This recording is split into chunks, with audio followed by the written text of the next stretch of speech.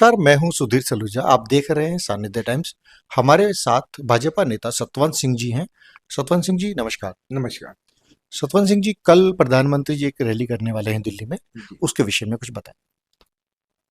कल जो प्रधानमंत्री जी करने जा रहे हैं वो पिछले 26 वर्षों में सरकारें नहीं कर पाई। वो केंद्र ने बहुत जल्दी कर दिया। जो वादा किया था, केजरीवाल जी ने वादा किया था जहां झुग्गी वहीं मकान देंगे, लेकिन उनके साथ धोखाधड़ी की।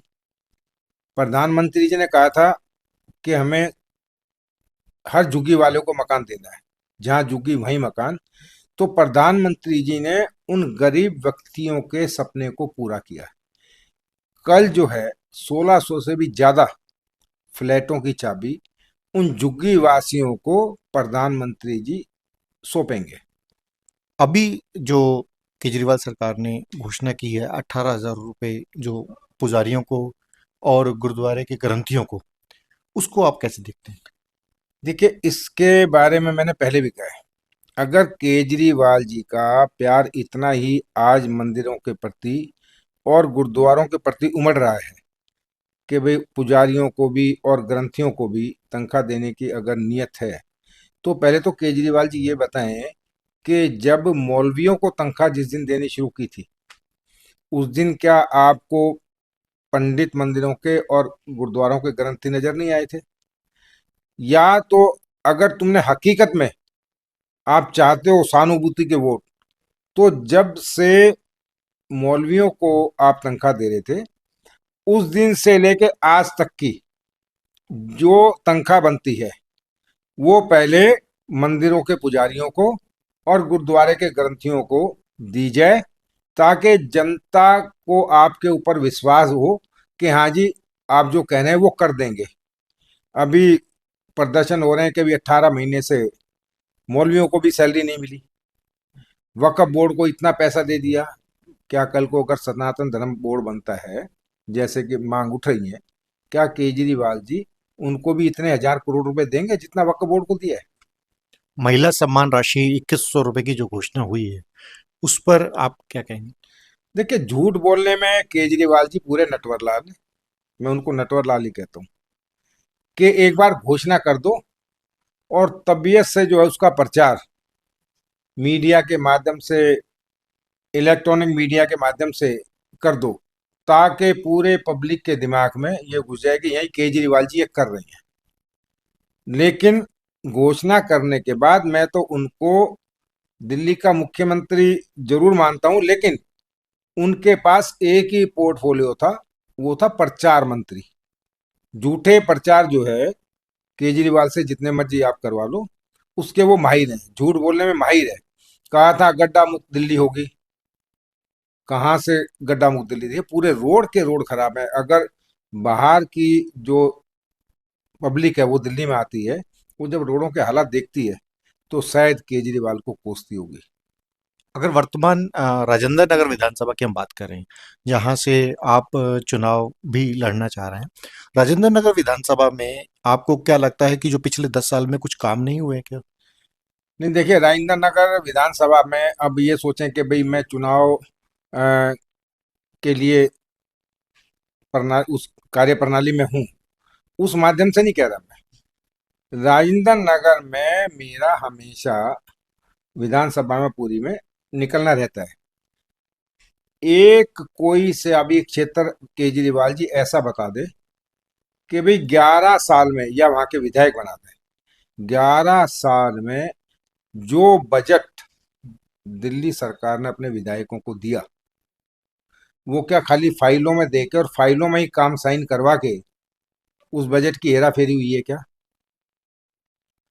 पूरे क्षेत्र में कहीं भी काम नहीं हुआ। चाहे वो राजेंद्र नगर ले लो, चाहे वो दसगरा टोडापुर ले लो, चाहे वो आप इंदरपुरी ले लो, बुद्ध विहार ले लो, नरैना गांव ले लो, नरैना विहार ले लो, और या पांडव नगर ले लो, या झुग्गी क्लस्टर बस्ती ले लो। नाले भरे हुए हैं तो भरे हुए हैं, सीवर भरे हुए हैं तो भरे हुए हैं। जो इतने पुराने सदियों से सीवर चल रहे हैं, वो डैमेज हुए हुए हैं, उनके ढक्कन डैमेज हुए हुए हैं, तो हुए हुए हैं।